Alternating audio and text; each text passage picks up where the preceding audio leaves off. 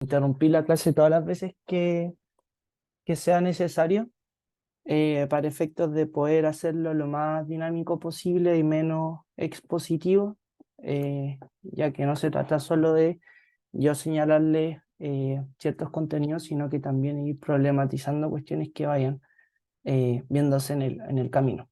Eh, Vamos a empezar con el curso de contratos civiles y recordar que el curso de contratos civiles está indiscutiblemente unido al curso de obligaciones. ¿En qué sentido? En que cuando nosotros nos preguntamos acerca de cuáles son las fuentes de las obligaciones, pasamos necesariamente por los contratos, los cuasicontratos, los delitos, los cuasidelitos y en un término más riguroso, la ley. La ley siempre es la fuente de las obligaciones en general. No se pueden crear más fuentes de las obligaciones que aquellas señaladas por la ley. Y en ese sentido, los contratos están regulados en la ley, la facultad que tienen las partes de crear ley justamente en cuanto hasta el principio de la autonomía de la voluntad y también en cuanto a que van a existir ciertos contratos nominados.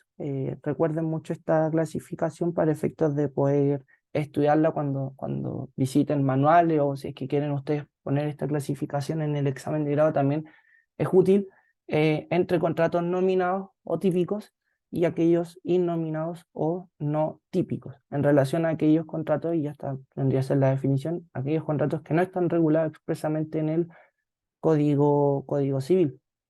En relación a los contratos que se estudian a propósito del examen de grado, la gran mayoría de los contratos, si es que no todos, son contratos nominados. Están expresamente regulados en el código, tal como el contrato de compraventa, contrato de arrendamiento, contrato de mandato, contrato de hipoteca, contrato de promesa, y en general las operaciones de crédito de dinero que también se pueden estudiar a propósito de dicho curso que es el de contratos civiles. Y en ese sentido, tengan siempre en mente que vamos a estudiar contratos nominados, no obstante está la posibilidad de que las partes puedan crear derechos, puedan crear obligaciones y vamos a estar frente a contratos innominados, que es cuestión distinta también a aquellos elementos de la naturaleza o accidentales, o sea, como cuestiones distintas, elementos, recordar actos jurídicos en Derecho Civil 1, están los elementos esenciales, los elementos de la naturaleza y los elementos accidentales. Entonces, en cuanto a elementos accidentales, se pueden crear derechos y obligaciones distintos a los típicamente comprendidos en contrato de compraventa, de arrendamiento, de promesa, de hipoteca, etcétera. Entonces, en ese sentido, entiéndanse como cuestiones distintas. Para partir, ¿quedan dudas respecto a esto? Para ver si vamos bien, vamos todos en la misma línea. Por acá ninguna duda. Súper, gracias Fernanda. Para partir hablando de compraventa y en general para partir hablando de cualquier contrato civil, nosotros tenemos que siempre revisar tres cuestiones fundamentales. Van a ser las siempre mismas tres preguntas que nos vamos a realizar. ¿Cuál es la definición? ¿Cuál es el concepto, la conceptualización del contrato? Todo contrato va a tener una forma de definirse. ¿Cuáles van a ser los requisitos de existencia y o validez de cada contrato? ¿Por qué nos preguntamos acerca de los requisitos de existencia y o validez? Porque de la ausencia de ciertos requisitos, la sanción jurídica que nos da el derecho, de forma discutida aquí entre los autores Claro Solar o Alessandri, dependiendo de la tesis de la inexistencia o de la nulidad absoluta, es básicamente sanciones jurídicas que deambulan entre, como ya les dije, la inexistencia como una sanción jurídica y la nulidad absoluta y la nulidad relativa por otro lado, que son las sanciones típicamente frente a ciertos actos jurídicos celebrados en ausencia de ciertos requisitos. Van a haber requisitos que indiscutiblemente van a tener la sanción jurídica de una nulidad relativa o una nulidad absoluta, pero van a haber ciertos casos, como por ejemplo en los requisitos de existencia propiamente tal, como por ejemplo en ausencia de causa, ausencia de objeto, ausencia de voluntad, en la que puede ser y puede llegarse a discutir, tal como en su momento lo estudiamos a propósito de Civil 1, la inexistencia del acto jurídico como tal. Y en tercer lugar, ya volviendo al punto de la compraventa, la pregunta que siempre nos vamos a realizar a propósito de todos los contratos es cuáles son los derechos y obligaciones que surgen a propósito de este contrato.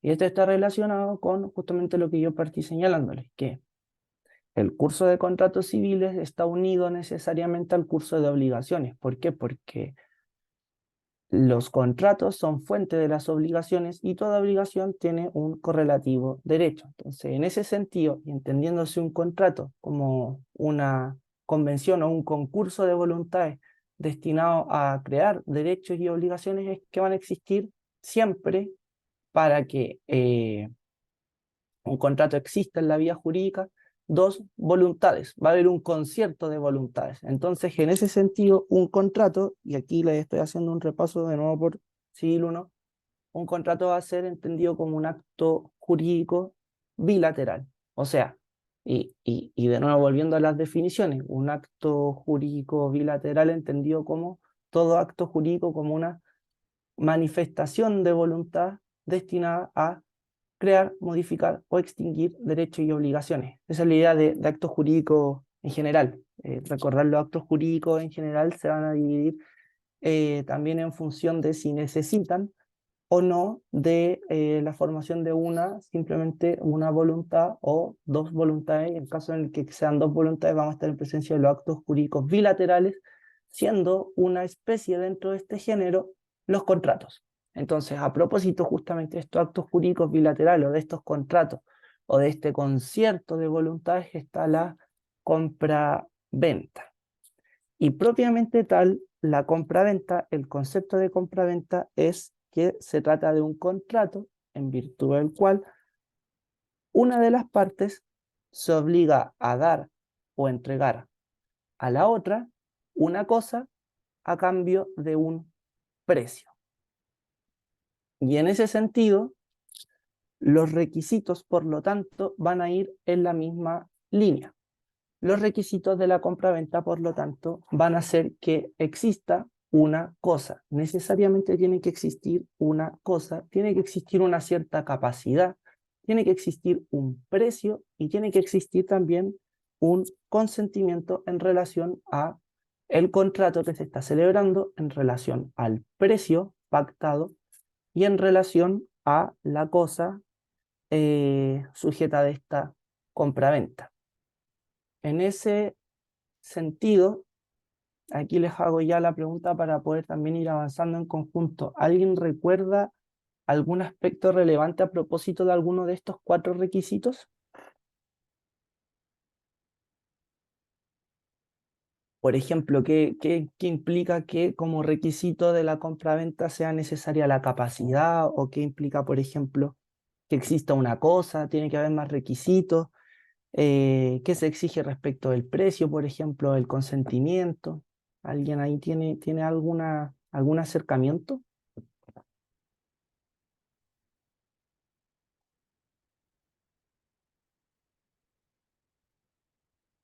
Con confianza nomás, recuerden que este es el momento para que nos podamos equivocar. Todavía estamos a 60 días aprox de dar el examen de grado, así que sin miedo al éxito o al Por lo fracaso. menos a mí se me ocurre en cuanto a la capacidad que sea suscrito por capaces, como que no sean Ya, incapaces, al menos absoluto. La cosa tiene que ser comerciable, el precio determinado y el consentimiento sin vicio, como lo que se me ocurre. perfecto. ¿Alguien más quiere complementar lo que nos señaló Araceli?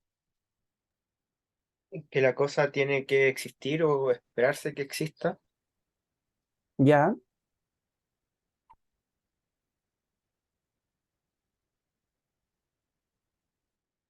Ah, solo eso, Carlos. Ya pensé que era como una, Sí, no, Uy, me acordaba de ya, eso. ya, Ahí. sorry. Había entendido otra cosa como por el timbre de voz, lo siento. Sí, la cosa tiene que existir y ser esperable que exista. Entonces, en ese sentido y en cuanto a los requisitos de la cosa, cabe mencionar que, en primer lugar, la cosa tiene que estar dentro de el comercio humano, tiene que ser comerciable.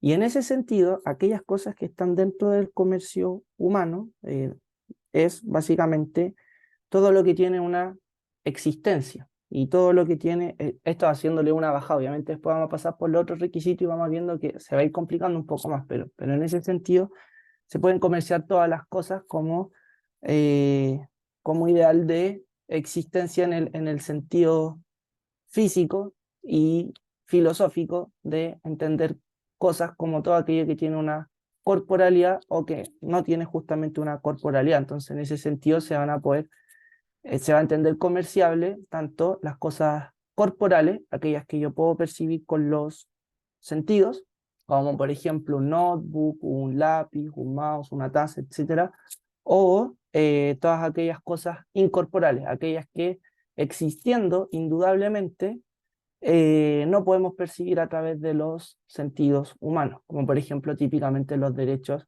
y obligaciones. Recordar que es válida justamente la venta de derechos, la venta de típicamente derechos reales, como por ejemplo el derecho o los bienes o los derechos sobre los bienes. Entonces, en ese sentido, la compra-venta en cuanto al requisito de que la cosa sea comerciable abarca tanto cosas corporales como incorporales. El segundo requisito respecto a la cosa es que sea cuestiones que puedan ser enajenables. Y básicamente la idea de qué cosas son enajenables están en relación al objeto lícito descrito en el 1464, o sea, aquellas cosas que justamente carecen de este objeto lícito y por lo tanto van a ser no enajenables. La cosa, además, tiene que ser singular.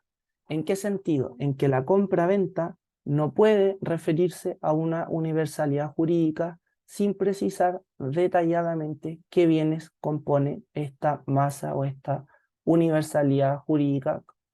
Y en ese sentido, si es que yo deseo, por ejemplo, realizar una operación respecto de una compraventa, o sea, perdón, si es que yo deseo realizar una operación respecto de una universalidad jurídica, lo que yo debo hacer es que debo individualizar cada uno de los bienes contemplados dentro de esta universalidad jurídica. A eso se refiere el requisito de la singularidad. Yo puedo vender uno o varios objetos en conjunto que tengan una relación en conjunto, pero el único requisito que nos pone el legislador es que la cosa sea singular, y que sea singular es básicamente por individualizarla a tal modo de distinguirla una de otra, cosa que no se realiza si es que yo vendo un cúmulo de cosas sin determinar lo que hay adentro. La cosa, asimismo, tiene que ser determinada o determinable. O sea, yo le tengo que poner un límite. Por ejemplo, si yo no puedo determinar exactamente en este momento, siendo las 19 horas, la cosa que yo voy a vender, debo establecer en el contrato de compra-venta una fórmula siquiera para que las partes puedan determinar en el futuro, por ejemplo, a las 19:25 o por ejemplo, siendo el 2 de octubre, el 2 de noviembre, que las partes puedan tener certeza de que la cosa va a consistir en determinada sustancia o determinada calidad, debido justamente a que se establecieron reglas para determinar aquella cosa. Lo anterior está unido a un requisito que si bien no se estudia propiamente tal, lo que hay detrás es el ideal de certeza. O sea, no queremos celebrar un contrato, por ejemplo, que sea poco serio o que no tenga certeza respecto de lo que yo estoy comprando. O sea, si yo compro algo, pero no sé qué es ese algo, claramente el requisito que se nos cae es el requisito de la cosa en relación a que no está determinada, ni tampoco se establece una fórmula para determinarla, o sea, no es determinable. En ese sentido, y muy unido a este requisito, también la cosa tiene que existir en el momento de la compra-venta, o al menos se debe esperar que exista. O sea, se debe tener por último el legítimo derecho a pensar que la cosa va a existir siquiera. Y por último, el requisito final respecto de la compra-venta es que la cosa no debe ser del comprador. O sea, quien compra no puede comprar lo que está dentro de su patrimonio. ¿Se entiende? Quien compra debe comprar aquello que está fuera de su patrimonio, fuera de su activo o pasivo de esta universalidad jurídica. ¿Se entienden en cuanto a los requisitos de la cosa? Sí, a mí me queda un poco la duda Dale, Gabriel. si es que por el tema de la existencia, si es que tiene que haber un derecho de que exista como una mera expectativa o... Tiene que ser una expectativa legítima de que la cosa exista. Si lo pueden anotar así estaría genial. Vale, gracias. Por ejemplo, no basta que en el caso te digan que, no sé, por ejemplo, dos profesionales se pusieron de acuerdo para comprar, no sé, una vaca, por ejemplo, que van a hacer, que se espera que nazca en 3 meses más. Y resulta que la vaca, que se espera que nazca todo esto porque todavía no existe, eh, dado los antecedentes del caso, no va a llegar a nacer debido a que justamente la criatura que está gestando no es una vaca, sino que es un caballo. O sea, nadie en su sano juicio diría que de una yegua, del vientre de una yegua, nacería una vaca. No tiene sentido. Entonces, esa es un poco la lógica que hay detrás de esta norma. En relación al requisito de la capacidad, lo que hay es básicamente una remisión a las normas generales. ¿A qué me refiero con una remisión con las normas generales? Es que vamos a ceñirnos a lo que se señala en el 1446 y siguientes del Código Civil en relación a distinguir entre capacidad tanto absoluta, o sea, incapacidad tanto absoluta como relativa, y por lo tanto recordar de nuevo que la sanción jurídica frente a estos diferentes tipos de capacidades va a ser una nulidad relativa o absoluta. Capacidad absoluta con nulidad absoluta, capacidad relativa con nulidad relativa. Distinguiendo y haciéndole aquí un breve repaso también, porque es la idea que los actos celebrados por aquellos incapaces relativos pueden llegar a tener cierto valor en el derecho, pueden llegar a ser válidos siempre que se sigan con rigor las formalidades que se sugieren y que se prescriben en la ley. No así, por ejemplo, los actos de los incapaces absolutamente. Aquellos actos jamás van a tener un valor en la vida del derecho, como tal, como actos propios de ellos, sino que básicamente lo que va a tener valor son los actos de sus curadores, más no los actos de ellos.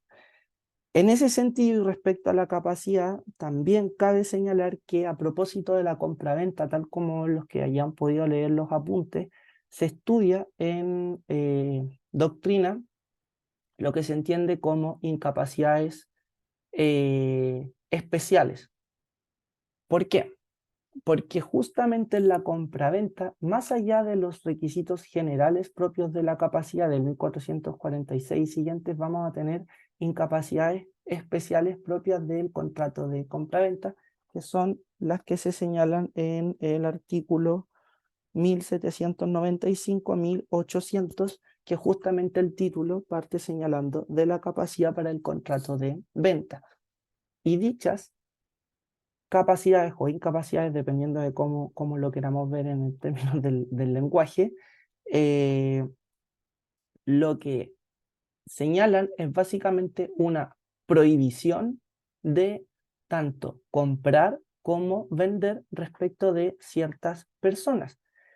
Y va a ocurrir que estas ciertas personas que están indicadas taxativamente en estos artículos, dependiendo de si la prohibición es tanto de comprar como de vender, vamos a estar frente a las incapacidades dobles. o sea, incapacidades especiales dobles. En cambio, vamos a estar frente a una incapacidad especial simple si esta prohibición o esta incapacidad consiste solamente en comprar o solamente en vender. En ese sentido, otro requisito de la compraventa es el precio. Y el precio es un requisito fundamental en el contrato de compraventa. ¿A alguien se le puede ocurrir por qué el precio es un requisito fundamental en la compraventa? Hay varias razones, así que aquí pueden animarse a participar.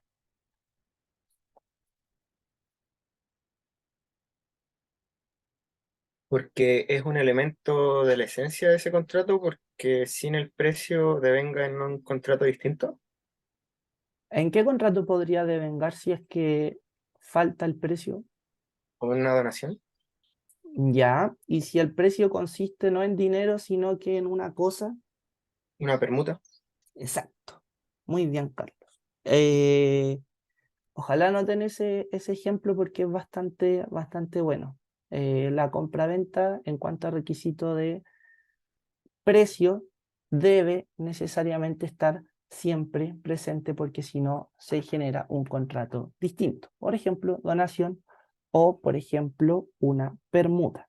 Recordar que cuando hay una parte que se paga en precio y otra parte que se paga en cosas, esto es solo para que un dato random, no lo preguntan mucho en el examen de grado, pero lo que se tiene es básicamente qué se paga más. O sea, si la mayor cantidad se paga en valor dinerario, en dinero, en precio, vamos a estar frente a la regla de compra-venta. Si lo que se paga en mayor medida en relación a una cosa, vamos a estar en relación a la permuta. Permuta que se regula justo al final del título de la compraventa. O sea, está la compraventa, está la permuta, está la cesión de derechos y luego viene el contrato de arrendamiento. Siempre entiendan la lógica que hay detrás de la geografía de código. O sea, ustedes el día que tengan el examen de grado, lo único que van a tener va a ser su código. Entonces, que entiendan por qué una regla está tras la otra es muy importante porque también va a ser su salvavidas ese día.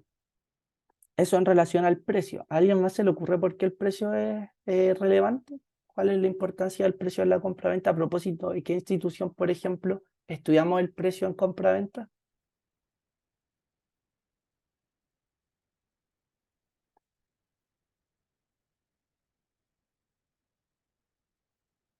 ¿A alguien, por ejemplo, se le ocurre lo que es la lesión enorme?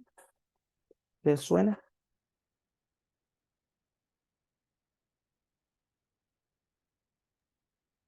Ocurría que era el perjuicio eh, que se le provocaba al comprador cuando pagaba más del doble del precio del comercio, creo. Ya, súper. ¿Alguien más tiene alguna aproximación a lo que... Ah, buenísimo, aquí ya me habían puesto por lesión enorme. Gracias, Fernanda. ¿A alguien más se le ocurre, a propósito de la lesión enorme, eh, alguna aproximación a dicha institución? ¿O quiere complementar lo que señaló Gabriel?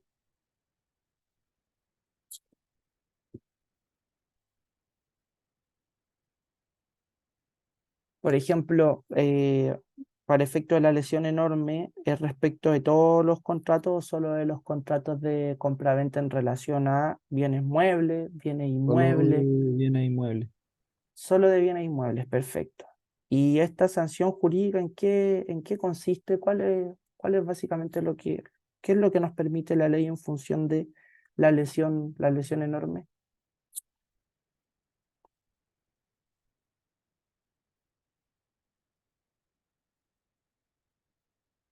Por ejemplo, se resuelve el contrato, se indemniza, se devuelve el dinero, se completa el dinero, si hay alguna sanción ahí frente al comprador o al vendedor. De lo que recuerdo, se podía eh, devolver el dinero si es que se había pasado y si no, completarlo. Y creo que también se podía indemnizar, pero no me acuerdo bien. Súper.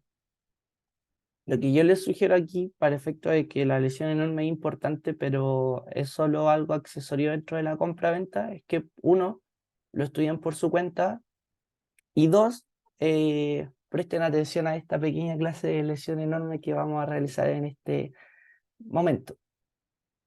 La lesión enorme surge a propósito justamente del requisito del precio en la compra-venta, pero a propósito de que el precio siendo, bueno, a todo esto me salté la parte del requisito del precio, pero el precio tiene que ser serio. Por ejemplo, no, si quiero comprar una casa, no puedo comprar una casa por un chicle. Eso es una burla, es irrisorio. Entonces, en ese sentido, el precio tiene que ser serio, pero además, el precio tiene que ser real. O sea, el precio tiene que existir como tal. Yo tengo que decir, te voy a dar, no sé, por ejemplo, un auto, te voy a comprar el auto en 200.000 pesos. Yo no puedo decir 200.000 unidades de maní, por ejemplo. O sea, esa unidad no existe, no existe algo como unidades de maní, por ejemplo.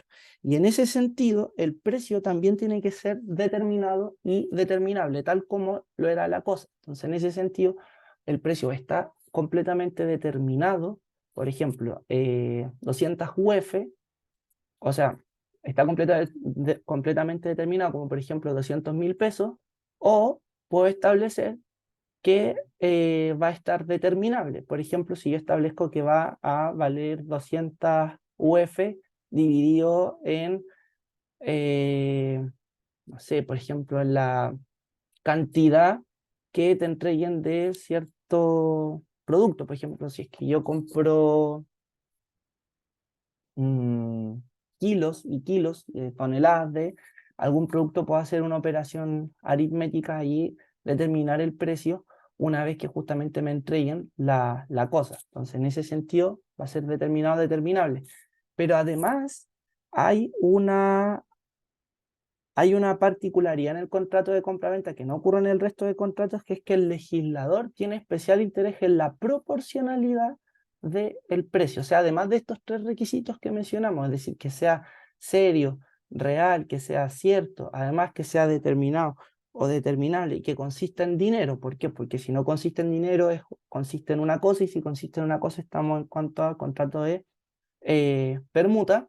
Además de estos requisitos, el legislador solicita una cierta proporcionalidad, pero la proporcionalidad, el límite que el legislador tiene para entrometerse a la autonomía de la voluntad, consiste en determinar el justo precio, y más allá del doble o menos de la mitad del justo precio, dependiendo de si estamos mirando desde el punto de vista de la parte compradora o vendedora. Recordar que como es un contrato bilateral, el perjuicio de la lesión enorme va a favorecer a uno y perjudicar a otro. Entonces, en ese sentido, la lesión enorme solo va a ser considerada cuando exista una desproporción, y la desproporción va a consistir justamente en analizar el justo precio, que es el precio comercial, no es el precio, aquí hay también algo bien interesante, es un precio que se llega dentro del juicio, pero no es el precio, por ejemplo, que consiste en el avalúo fiscal, que siempre es un precio inferior, sino que un precio comercial, el precio que se busca en el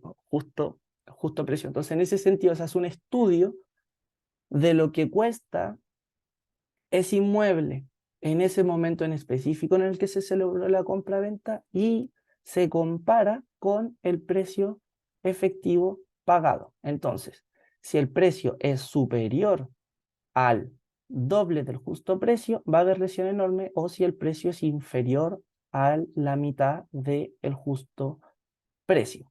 Y acá lo que nos permite el legislador es básicamente subsistir el contrato de compra-venta. Se podría rescindir, exacto.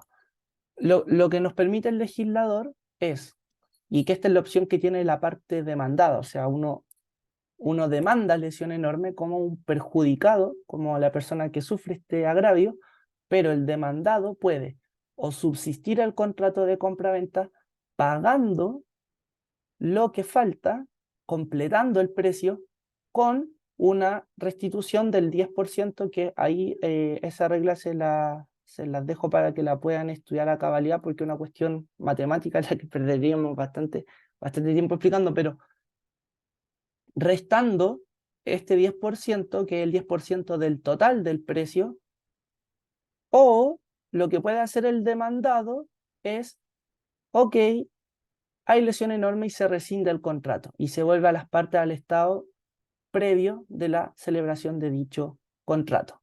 Esa es básicamente la opción que nos da el legislador en cuanto al requisito de precio, en cuanto a que el precio tiene que tener una cierta proporcionalidad. Pero este requisito de proporcionalidad como tal está solo a propósito de la compraventa de bienes inmuebles. Al legislador no le interesa, y esta es una conducta generalizada que tiene, porque en el siglo en el que se redactaron estas normas, el tráfico jurídico principalmente está destinado a transferencia de dominio de bienes inmuebles, más no de bienes muebles. Entonces, en su oportunidad nos interesaba básicamente lo que ocurría con una posible desproporción del precio en relación a bienes muebles. Eso en relación a los requisitos de la compraventa. ¿Dudas? ¿Consultas? Ninguna. Súper. ¿Alguien más? Este es su momento de brillar. Ya. Continuando y aprovechando ya los últimos 20 minutos que nos van quedando. Hay algo acá que en esta lápida que yo hice hace un tiempo de compraventa no aparece, que es que en la compraventa, y al igual que en todos los contratos que vamos a estudiar durante este mes, existen ciertas discusiones o ciertas cuestiones accesorias al estudio de cada contrato en particular. Por ejemplo, a propósito de la compraventa y a propósito del arrendamiento, estudiamos el pacto comisorio calificado, o también nos preguntamos acerca de si una de las obligaciones del vendedor es justamente dar el dominio de aquella cosa respecto de la cual se está estableciendo esta compraventa. O sea, si la obligación del vendedor comprende la obligación de transferir el dominio. Y la idea esencial de esto es básicamente la idea de distinguir en un primer momento que el contrato de compraventa como tal en Chile es solo un título translaticio de dominio. No es un modo de adquirir el dominio. Recordar que los modos de adquirir el dominio típicamente van a ser los que estudiamos a propósito de los derechos reales, y que el modo de adquirir el dominio por excelencia, el que más vamos a estudiar, va a ser justamente la tradición, y la tradición va a requerir un cierto título. El título va a ser la compraventa, y la tradición, en cuanto al modo de adquirir el dominio en relación a los bienes muebles, va a consistir en la entrega de la cosa. Básicamente en la entrega. Puede ser una entrega física, puede ser una entrega simbólica, por ejemplo, dando las llaves de algo, o mostrando o individualizando algo. Y en el caso de modo de adquirir el dominio en relación a los bienes inmuebles, va a consistir necesariamente en la inscripción en el conservador de bienes raíces de la escritura pública.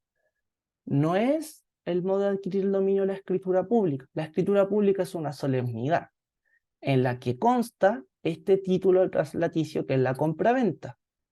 Este título translaticio, la compraventa, que está en una escritura pública porque es la solemnidad, porque es un contrato solemne a propósito de que se trata de un bien inmueble, junto con la inscripción, ambos transfieren el dominio. Para la transferencia del dominio, por lo tanto, se requiere título y modo en sí mismo. El problema con la compraventa es que justamente se necesita un modo de adquirir el dominio. O sea, como tal, la compraventa solo genera derechos y obligaciones, mas no transfiere el dominio. ¿Se entiende esta idea? De que solo se crean derechos personales a propósito del contrato de compraventa. que está separado el título y el modo. Súper, ahí veo una manito. Esta idea es importante justamente porque a propósito después de la teoría de los riesgos y a propósito justamente también de las teorías que existen en una parte de Europa en relación de distinguir entre título y modo, es que las reglas que seguimos en nuestro derecho pueden llegar a entenderse como confusas. Esto lo vamos a estudiar en mayor detalle más adelante, pero lo que necesito que entiendan es que en Chile existe la tradición de separar el título y el modo, y la compraventa siempre va a ser un mero título translaticio de dominio. Y en ese sentido, la regla que causa confusión en el derecho civil y que es producto justamente de un debate es la del artículo 1793. No sé si alguien la podría leer.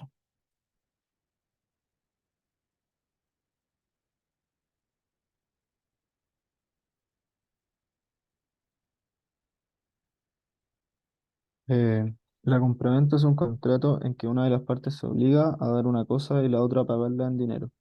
Aquella se dice, aquella se dice vender y esta comprar. El dinero que el comprador da por la cosa vendida se llama precio.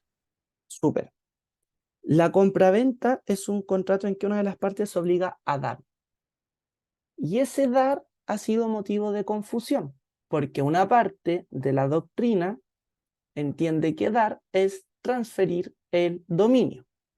Y además está el artículo que también causa confusión y que por esto justamente se arma todo este alboroto doctrinal en relación a si en la compraventa existe o no la obligación de transferir el dominio. Está el artículo 1824, que agradecería también podamos leer.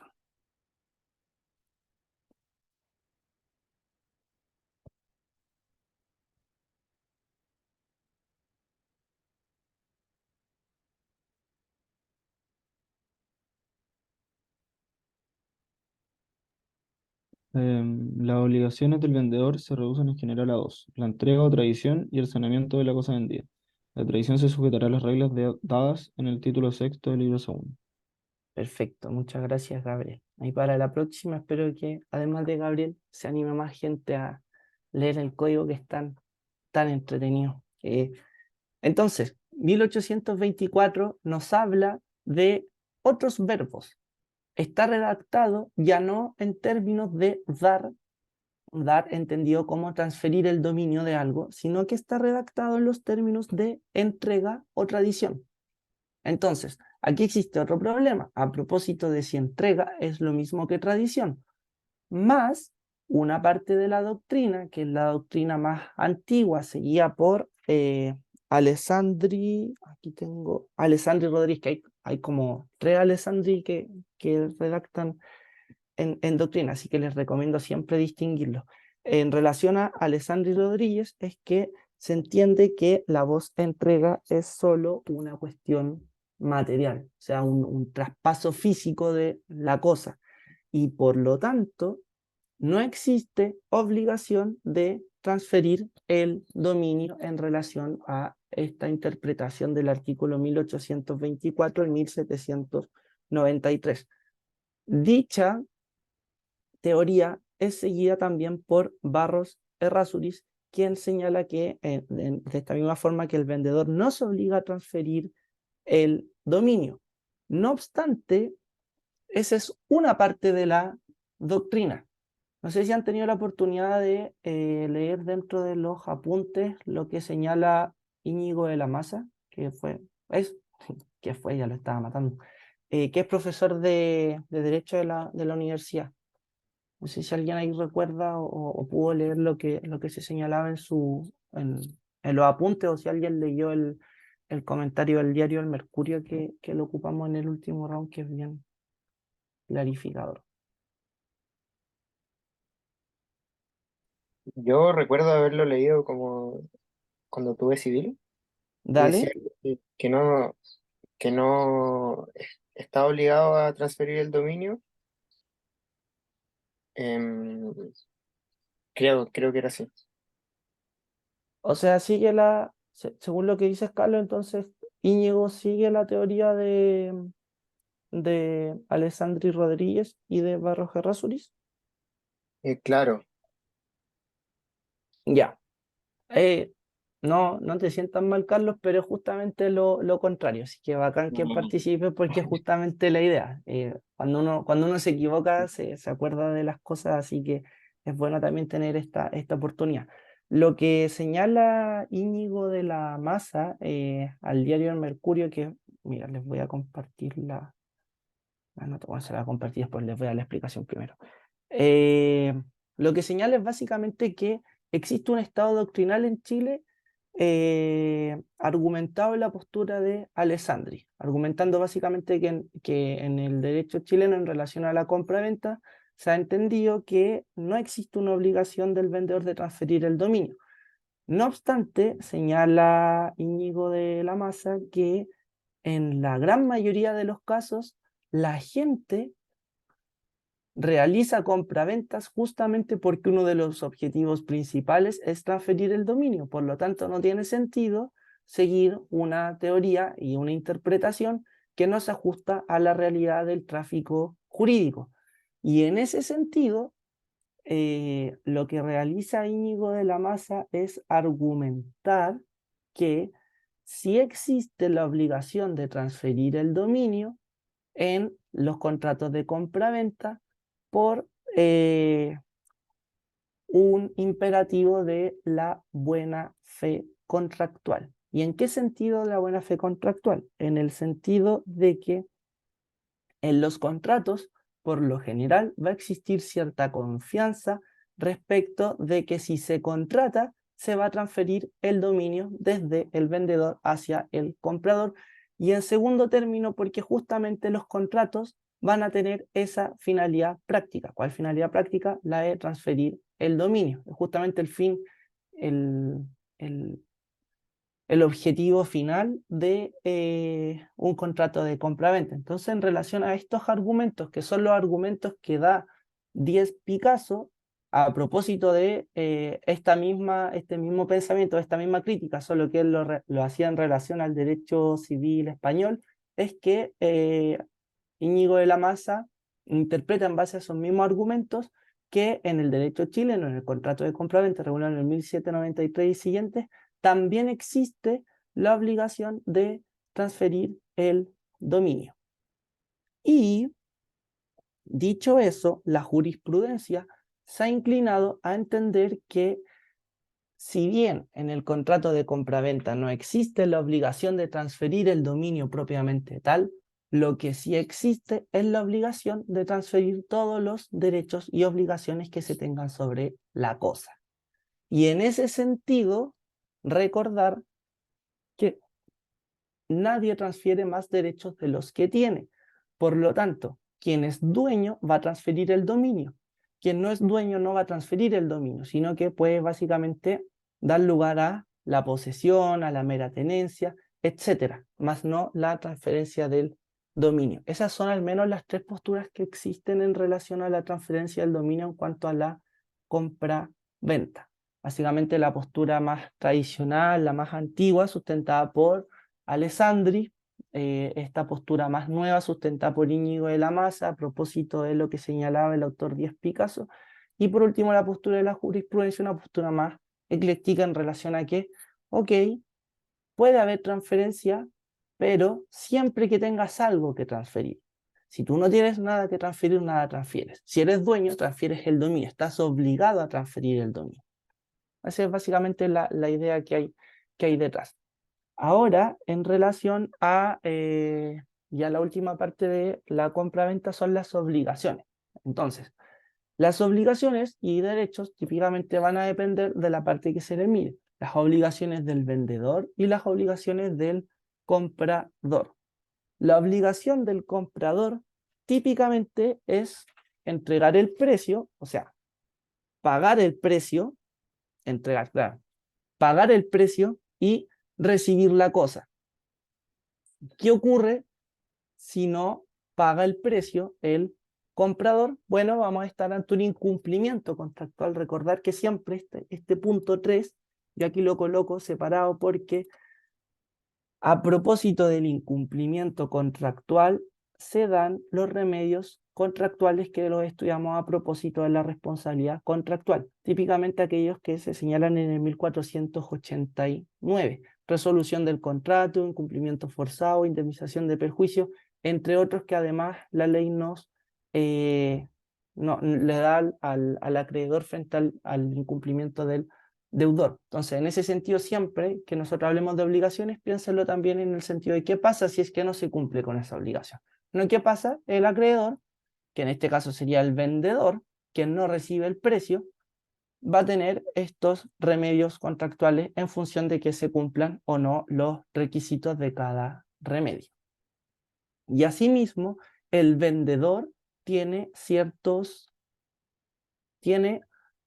obligaciones. ¿Y cuáles son una de las obligaciones más importantes que tiene? Bueno, voy a ir por parte. La de típicamente dar o entregar la cosa. Recordar que dar o entregar era motivo de discusión a propósito de si se entendía la obligación de transferir el dominio.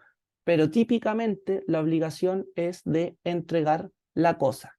Quien vende está obligado a entregar la cosa. Asimismo, tiene la obligación de conservar la cosa hasta la entrega. La cosa sigue siendo suya hasta que la entregue. ¿Por qué? Porque en Chile se sigue la tradición de distinguir entre el título y el modo. Por lo tanto, más allá de que yo celebre válidamente un contrato, la cosa va a seguir siendo del vendedor hasta que se realice la entrega y por lo tanto, siendo del vendedor, los cargos de conservación de la cosa le van a corresponder al vendedor. Y en tercer lugar, la obligación del vendedor es la de saneamiento. Y la obligación de saneamiento se divide en dos, en obligación de sanear los vicios redivitorios y la obligación de sanear la evicción. Y en ese sentido, la evicción la podemos encontrar en el artículo 1837. No sé si alguien puede ahí leerla. Ojalá alguien distinto de Gabriel.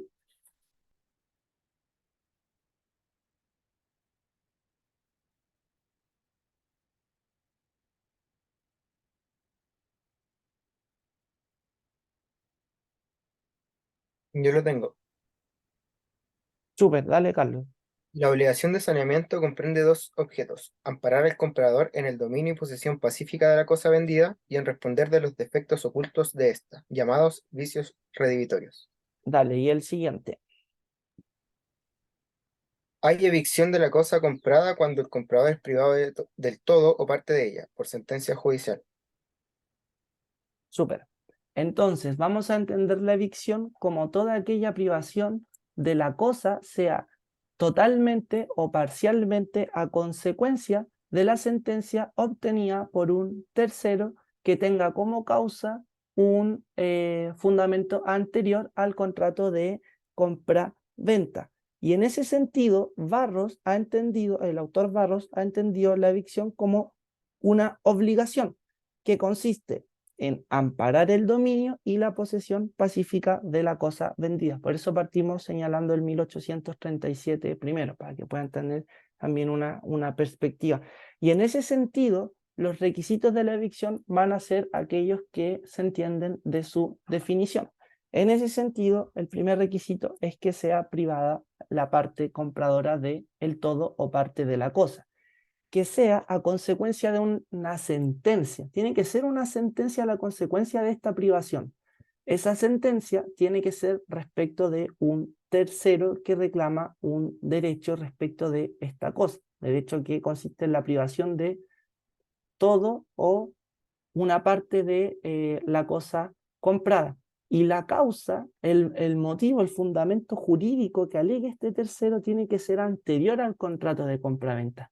Si es posterior al contrato de compraventa, no es responsabilidad al menos en términos de evicción, no es responsabilidad del vendedor, sino que ya va a ser un asunto que va a tener que conocer básicamente el comprador directamente con ese tercero. Y en ese sentido, ¿Cuál era el último requisito? que la causa de esta sentencia o la causa de la privación, sea de todo o parte de la cosa, sea anterior al contrato de compraventa. Por ejemplo, contrato de compraventa se celebra hoy día y a mí el día de mañana me entero justamente de que hay una sentencia que reclama un tercero y que en virtud de esa sentencia yo soy privado de parte de la cosa que acabo de comprar.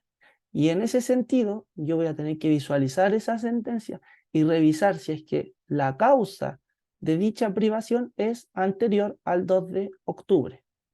Si es anterior al 2 de octubre, se cumple el requisito de la evicción en cuanto al punto 3 y voy a poder solicitar lo que voy a continuación señalar, que es básicamente que la obligación de saneamiento por evicción comprende dos obligaciones en dos momentos distintos.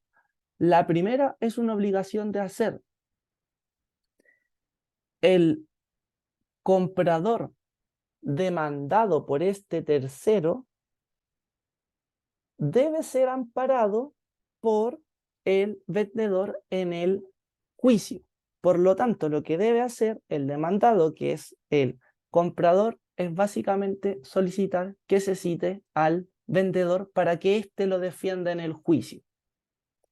Y además, si es que en el juicio que se sigue, se obtiene una sentencia en contra, o sea, finalmente se entiende que se privó del todo parte de la cosa, tiene el comprador una acción de indemnización en contra de el vendedor.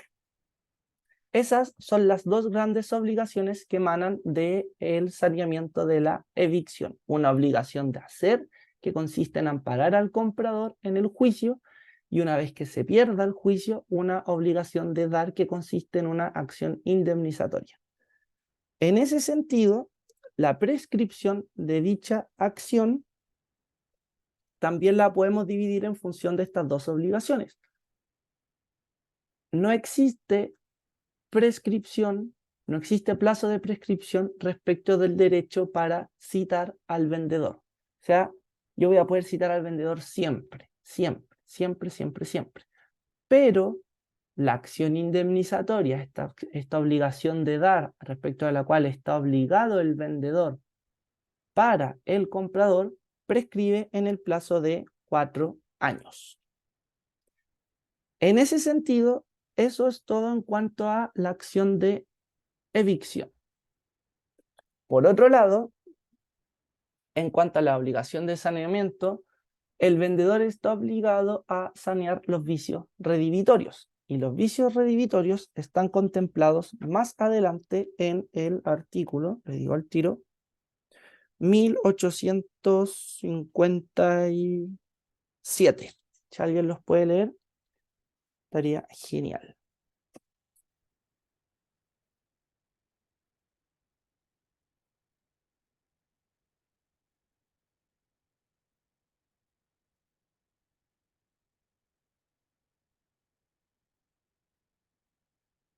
Vamos, chiquillos, a participar. Sé que es un momento difícil, son las 8, estamos cansados, pero hay que darle. 1857, ¿alguien se anima?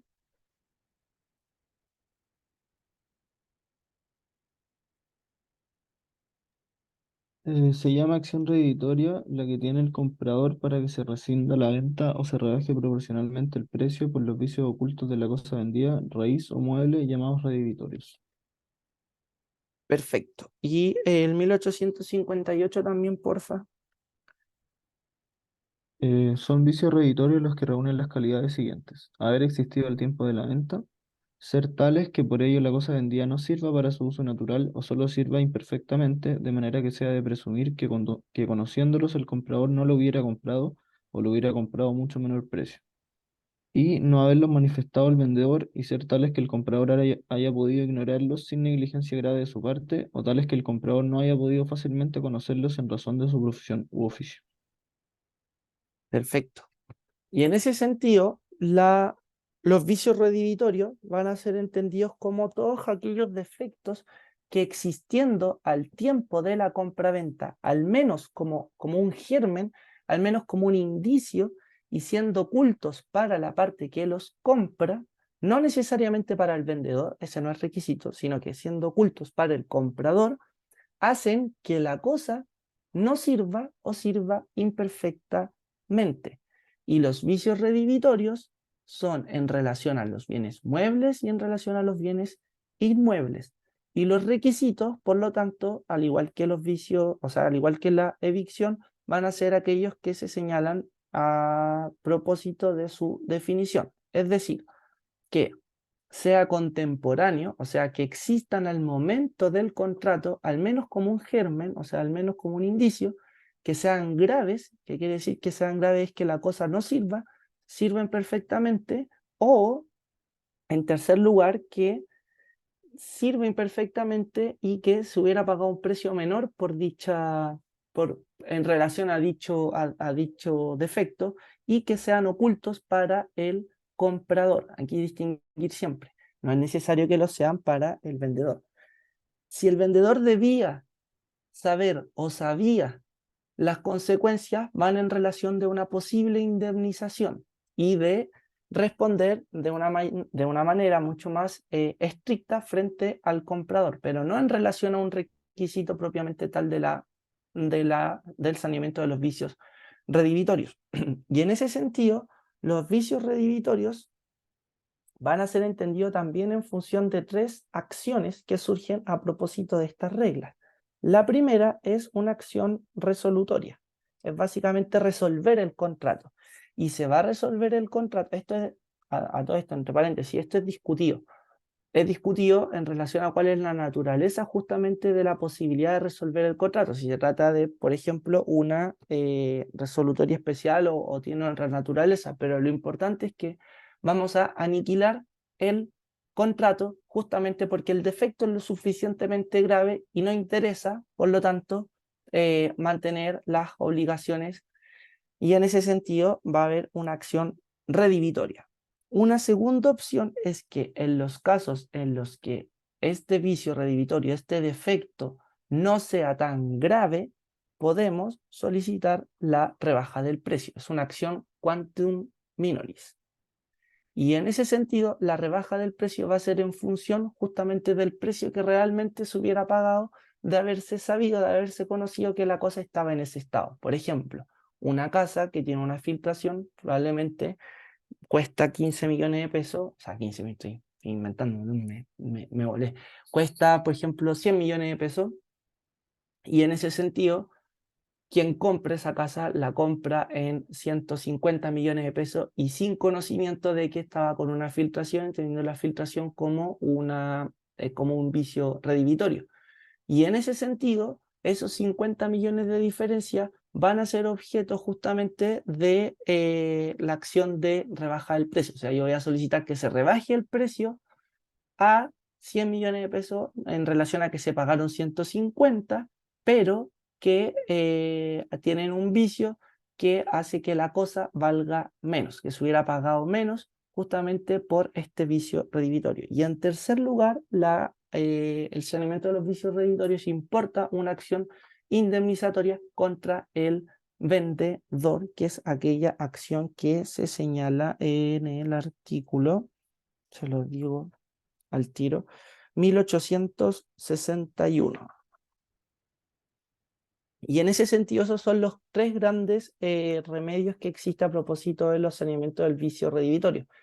Ahora bien, como siempre les señalo, existe la posibilidad de que ustedes puedan responder para el 7 en el examen de grado, entonces es importante que manejen que a propósito de las obligaciones de saneamiento de los vicios redivitorios, existe una clasificación, entre comillas, a propósito de estas acciones. Y es que la responsabilidad en función de quién responde frente a qué cosa o en relación a un daño, por ejemplo, se divide en objetiva o en subjetiva. Subjetiva dependiendo de si existe una conducta desviada de un cierto estándar, si existe dolo o culpa, y objetivo si solo se mira en relación a la ocasión de un daño.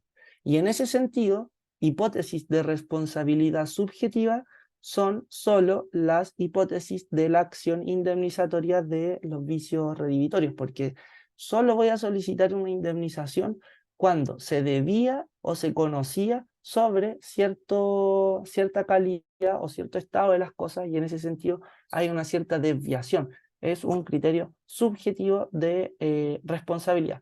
No obstante, a propósito de la acción redivitoria, que es esta resolutoria especial, y a propósito de esta acción de rebaja del precio, no importa en absoluto si el vendedor sabía o debía saber si había un vicio redivitorio, o sea, de la existencia de un vicio redivitorio. Entonces, en ese sentido, basta que exista el vicio redivitorio para que el vendedor esté obligado, y por lo tanto una hipótesis de responsabilidad objetiva. En ese sentido, la prescripción va a depender en función de la acción. La prescripción, y esto para que se lo aprenda, va de 6 meses en 6 meses. Son 6 meses, son 12, son 18, 24. Entiéndanlo así. El detalle lo pueden ver en el artículo 1869. Y en relación a esto, la acción resolutoria va a prescribir en 6 meses respecto de los muebles y 1 año o 12 meses en relación a los inmuebles, y 1 año respecto de los muebles en relación a la acción de rebaja del precio, y 1 año y medio, o sea, 18 meses en relación a los inmuebles. Eso en relación al saneamiento de los vicios redivitorios. No sé si existen dudas, consultas. ¿No?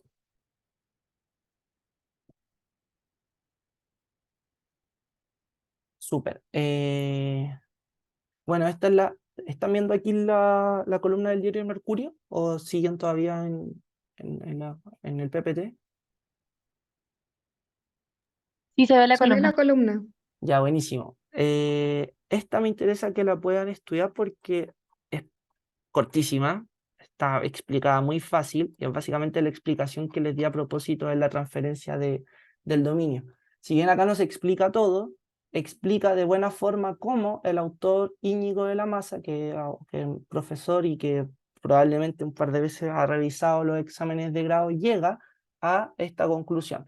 ¿Por qué adjuntamos esta? Bueno, porque básicamente es profesor de la facultad.